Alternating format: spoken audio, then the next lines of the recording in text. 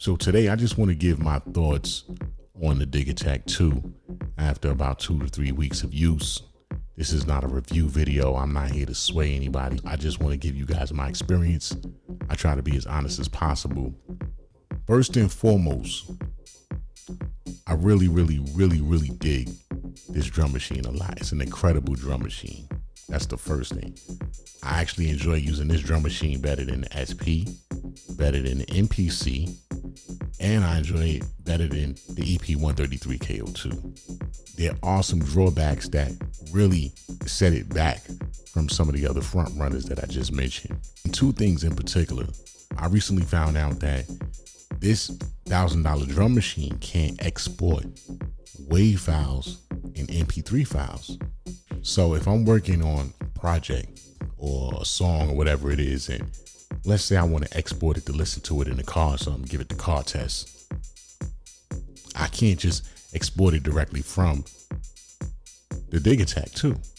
I have to dump those files or dump that project into my DAW, and then from the DAW export it as a WAV file or MP3.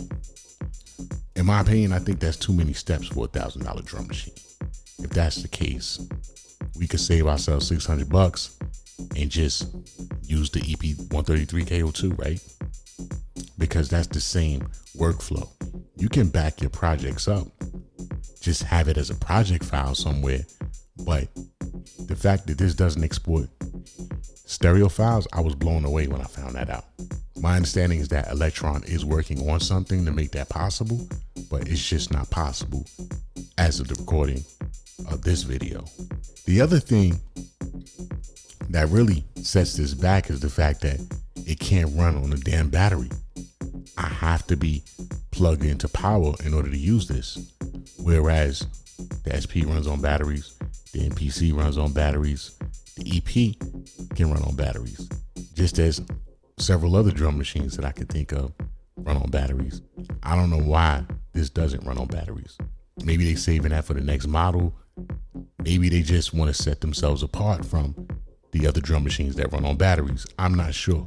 But as portable and tiny as this thing is, and as much as it does, the fact that it doesn't run on batteries is beyond me. I don't get that. There's a few other things. I know some people have an issue with how it chops samples and stuff like that. I mean, these are all things you can kind of work with, right?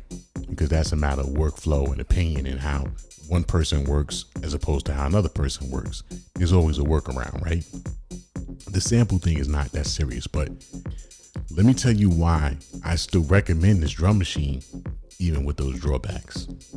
The sequencing power in this drum machine is like none other.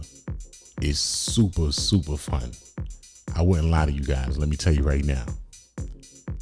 I have 10 drum machines, right? Of course, my favorite is the SP. I mean, I love the MPC. That's the king. It's been around forever.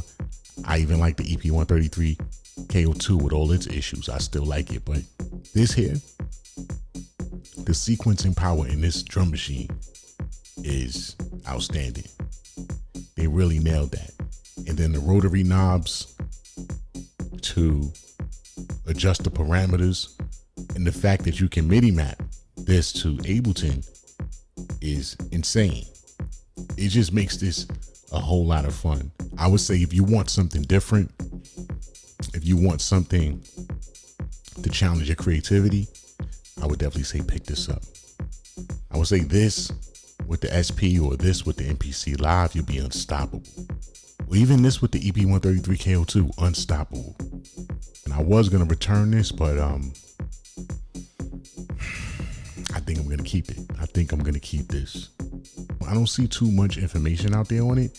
I'm not gonna lie, there is a learning curve with this. Some of the features are a little odd. It's gonna take a little bit of getting used to, but I've only been using this for 2 to 3 weeks and I've already kind of been picking it up.